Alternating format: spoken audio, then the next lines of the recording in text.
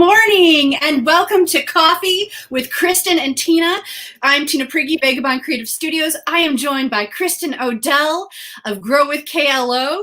Kristin, I can tell from behind you that it is time to do our show.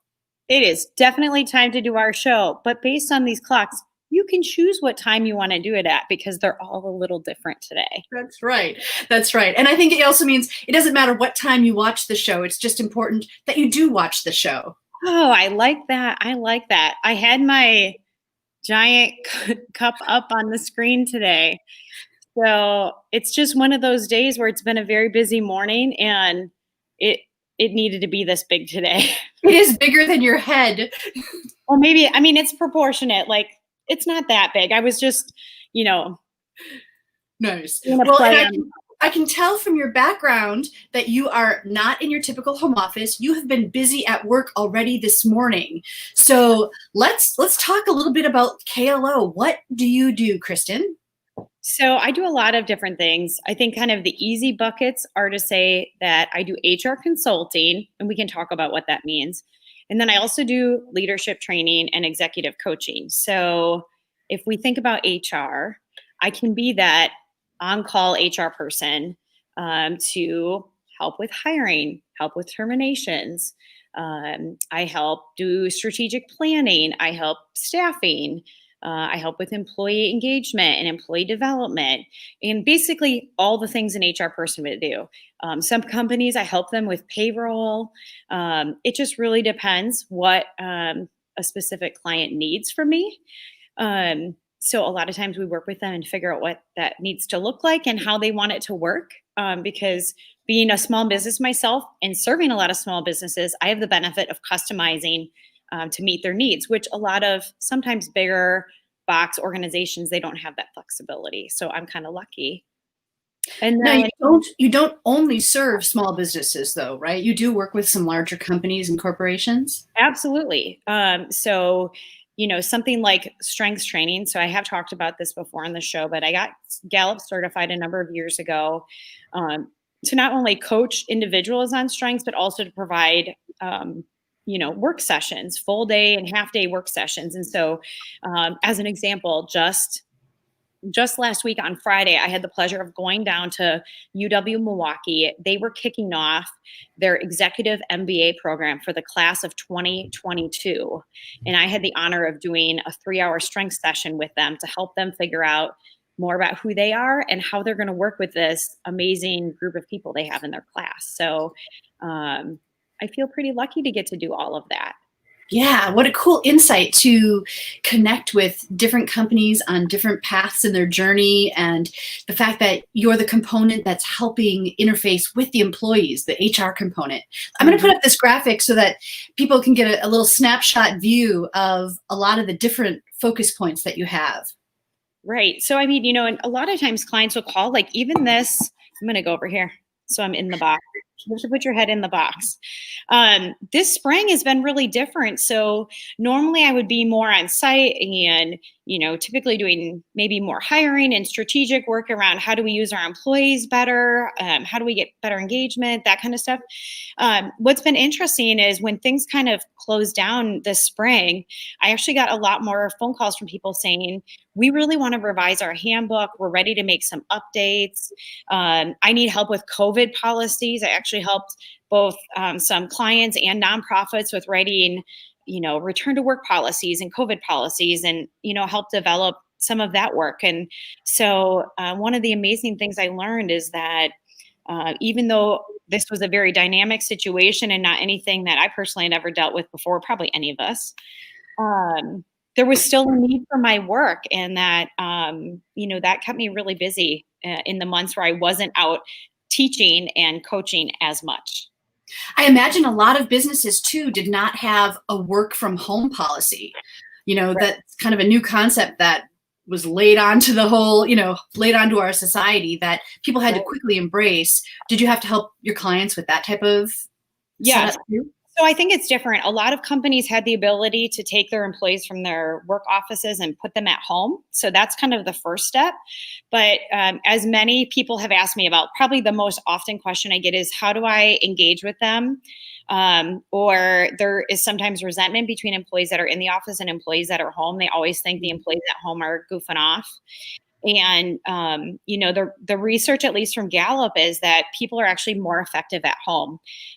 It lends itself to more maybe breaks during the day, but then when they're back in their work time, that work time is highly focused and highly effective time.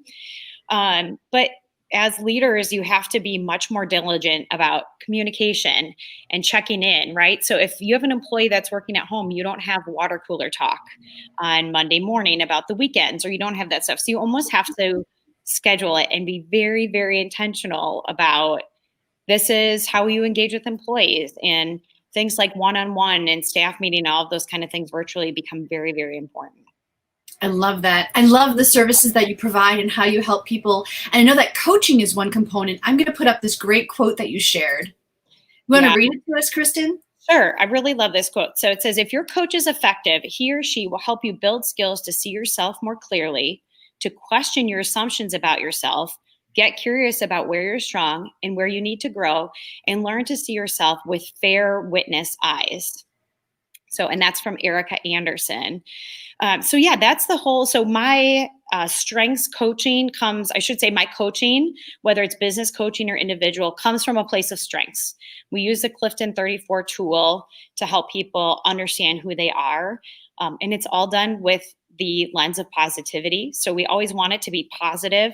But I will ask some really hard questions and help individuals figure out what that fair assessment looks like. I was actually doing a coaching session with somebody yesterday, or kind of a work session, maybe a talk out loud session. And the individual said to me, "Man, you are asking a lot of hard questions today." And I said, "Isn't that why you brought me here?" And he was like, yes, that's why. Interesting. So, today is really a unique show because we're about to bring on to join us some individuals that you're currently working with. And it'll be interesting to hear from them if you're asking them the hard questions too. So let's welcome to the show, Jed Manders and Trenton Genke. Hello, guys. Hey. Hi there. Tell us a little bit about where you're coming live from and what you guys are working on. So we're in our prayer room at the church this morning because we have a session scheduled later with Kristin, and we're really looking forward to that. So we're coming from the prayer room this morning. At Hope Community Church in Manitowoc. I was just going to ask that. I was wondering if you were going to get there or not. Yeah, me too. Trenton goes, "Hey, when we explain what we've been doing over the last couple of years, let me explain it." And I'm like, "You got it, bud." So you guys are at Hope Community Church today. What have you been working on? Trenton, give us the lowdown. Yeah. With Kristin, over the last bit, we've been working a lot on kind of realigning our staff, and it starts with exactly what they explained before, with getting to know yourself, right? And each individual getting to know themselves better and know your strengths. And when you do that, it helps you be able to find the best fit for you. So that's been really exciting. So we've had multiple of those sessions that Kristin was describing earlier on, where we work through our strengths and also some of the weaknesses that come with that, and not being blind to those spots. And it's really helped us work together a lot better as a team. And then it's led to some of the other things that Kristin was describing, and that is having time to strategically plan and set some goals and actually reach those goals. So, I mean, I could go on, but that's like in a nutshell kind of what we've been doing, and it's been really good for our team and our church.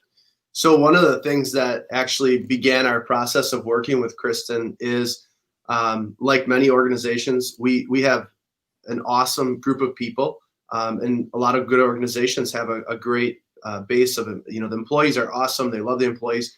But like Trenton was saying, how do we continue to make the adjustments that are needed in a time where, things are constantly changing?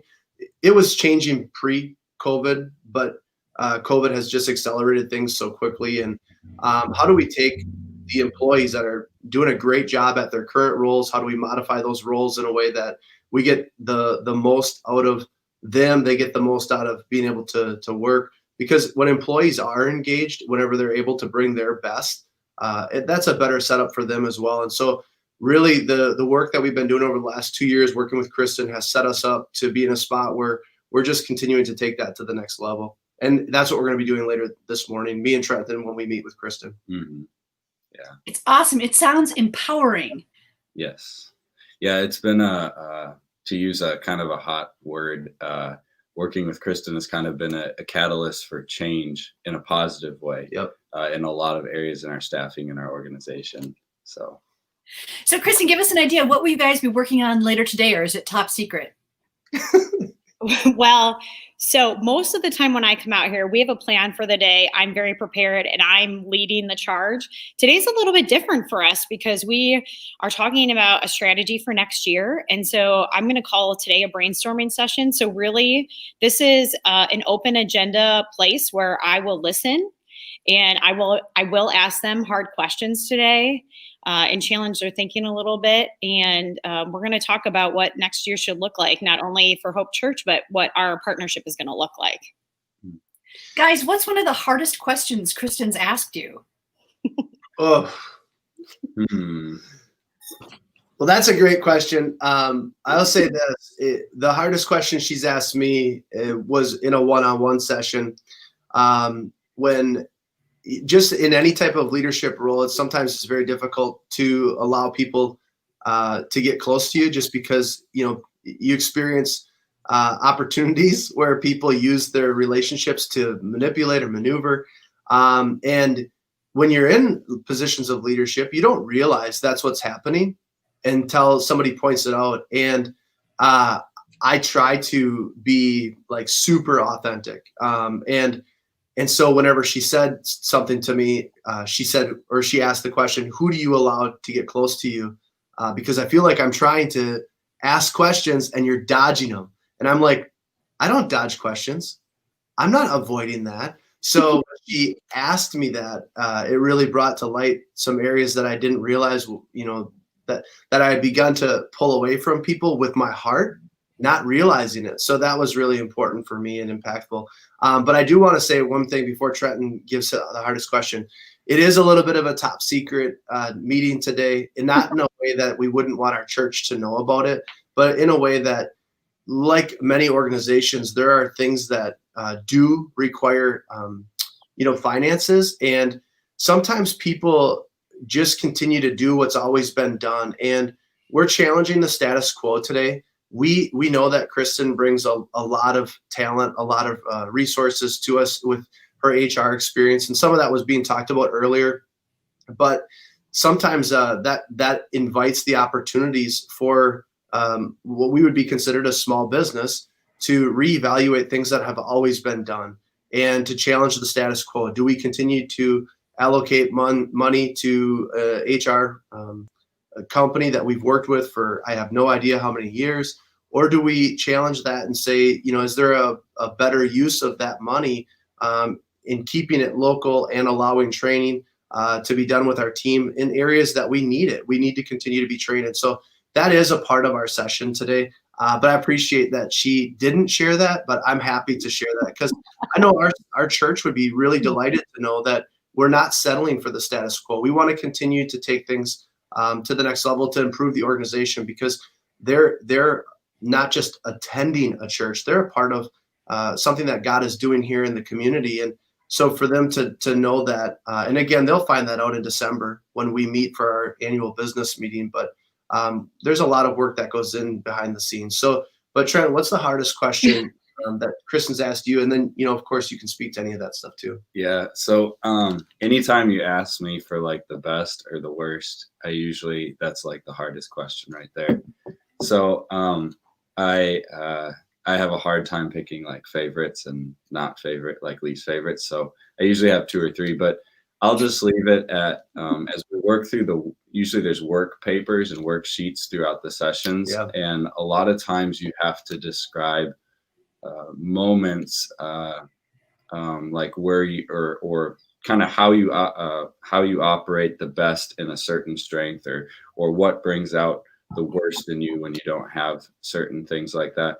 And those are really difficult questions for me sometimes to answer. So I can't nail down a specific one, But those in general, I always think back to those, and I'm usually the last one done. In fact, I'm not done, and everybody else is. So with writing out some of those things. So, but it's really good because it forces you to stop and think about,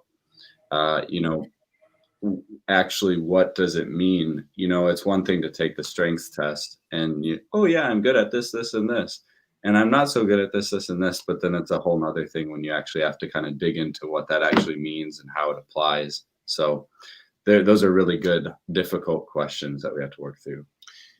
Can I jump in one more thing before you ask another question? I just want to say, the fact that Trent and I have the working relationship that we do really is a huge benefit because of the work that we've done with Kristin as well, because he's very organized. He's when I say methodical, I don't want that to sound like it can sound negative, but because he's so organized, because he's able to use his strengths in a way that helps our church move forward.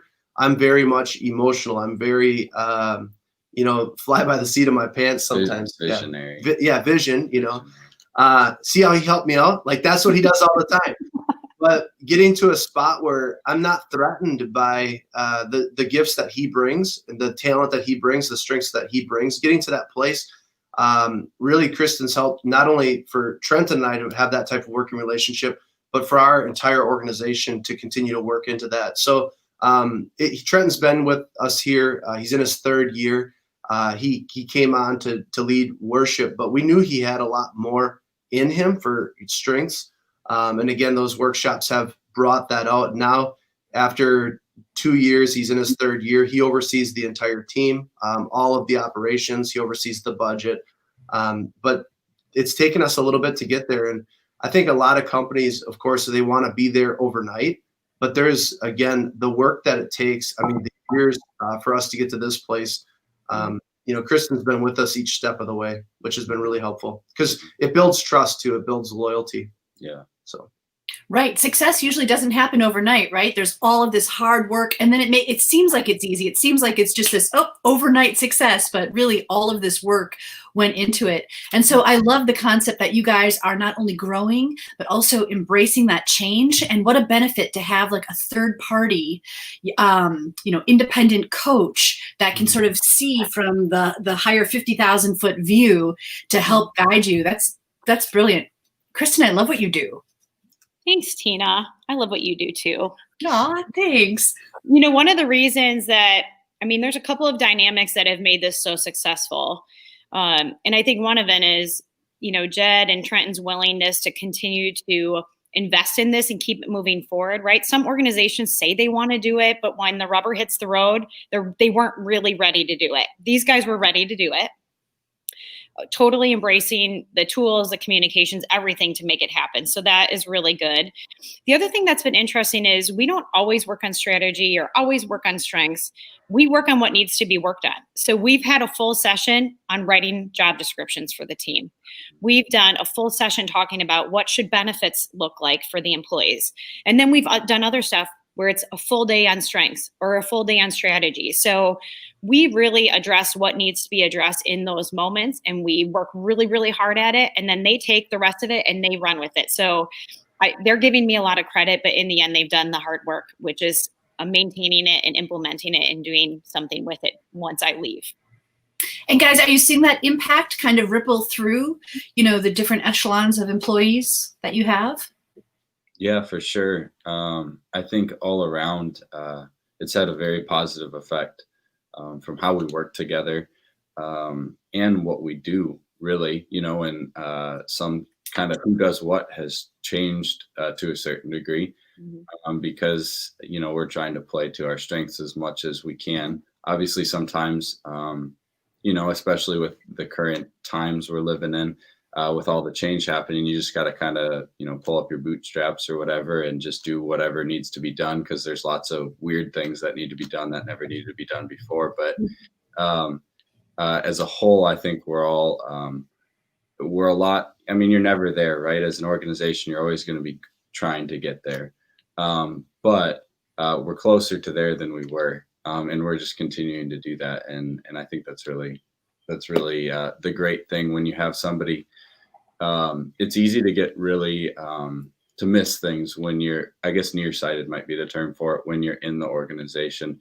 And it's good to have like a this might sound bad, but a disinterested third party. And I don't mean disinterested in that they're not interested in your success, because of course Kristin is, but more like there's not like an emotional attachment to one thing or another thing, because she's looking at it from the outside, and then she can look at it much more objectively than sometimes we can in the organization, and then give them much less biased perspective, we'll put it that way. And that really helps move things forward. Yeah, not only with process and procedures, but even with people, because when you're working with someone for a couple of years, it's easy to begin to see that person through a particular lens. But again, when we've done some strength training, and then there's usually sessions where we do some teamwork stuff and some building, like thinking through stuff, some building of projects or whatever we're talking about. I don't mean building at the church, but okay, getting to the point. I'm like a pastor making a short story long, right? But she's challenged us to see different employees differently, because she sees the strengths that they bring, and that again has been really helpful to our entire church organization. What an important concept too, encouraging people to work to their strengths, because if they're good at it, if it's like what their passion is, then they're essentially going to put more effort into it. They're going to be more engaged in it. There's the chance for success is like increased, I don't know, multifold, I would imagine. Mm-hmm. Yeah. Well, it's so funny. I mean, we hire people, organizations, they hire people for their strengths. And then so typically we evaluate them on their weakness. And it's like, why would you do that? But without realizing it, again, we begin to get into that mindset. And so it's been really good to stay focused on helping people run in their lanes. Mm-hmm. Yeah. And I mean, with you guys too, I think this is important probably for all organizations to hear, but not the structure has changed. The employee structure, organizational chart has changed there. The job descriptions have changed. They've all been an evolution because we've been open and flexible with ourselves to say, we need to look at strategy, but we also need to see with people. So, there's Lisa. Hey, Lisa. Hi, Lisa.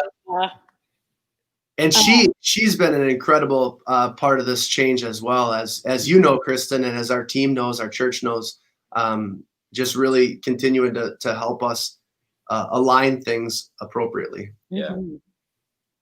So, and I mean, obviously one other thing that I'll just mention is I really, really love the majority of my work, not all of it, but the majority of it is right here with companies in Greater Manitowoc County. And so, Jed and I had this very haphazard conversation because we were coaches, we competed against each other, and we were at, I think, a parent summit, and we're like, why are you here? Why are you here? Okay, well, what do you do outside? Like, what do you do for work? Well, what do you do for work? And all of a sudden we're like, hey, we need to talk, because it turns out I need somebody in HR. And I'm like, it turns out I need more local clients. So that worked out really amazingly well. Yeah. That's fantastic. Timing. It was right when we were like, really, we were starting to change things, but sometimes we were running up against the wall a lot. And so it was perfect timing. Perfect timing. Yeah. And I mean, I think that, Tina, you and I've done a number of networking events together, and people always say, well, like, what's the point of doing a networking, even something like virtual? This is a perfect example of this. Jed and I knew each other for multiple years through softball and never had the conversation about work. And the one day that we have the conversation ends up being the perfect moment where they need help. And now here we are. So, so leverage your network and talk to people and have those conversations, because they in time can become very meaningful. That is fantastic. Kristin, so interesting to see a little bit behind the scenes what you do. Jed and Trenton, thank you so much for taking the time to be open with us and willing to talk about it. I think it's a fascinating model that you guys have set up, and so many other businesses could benefit from it as well. I'm really happy to see the successful path that you guys are positioning yourself on. This has been a really cool show. We've got to sign off now, but I'm so thankful that you joined us. Yes. Thank you. Thank you for having us. Keep up the great work, you guys. And to all of our viewers, make sure you comment in the chat how you used hither and thither this past week. Take care, everyone.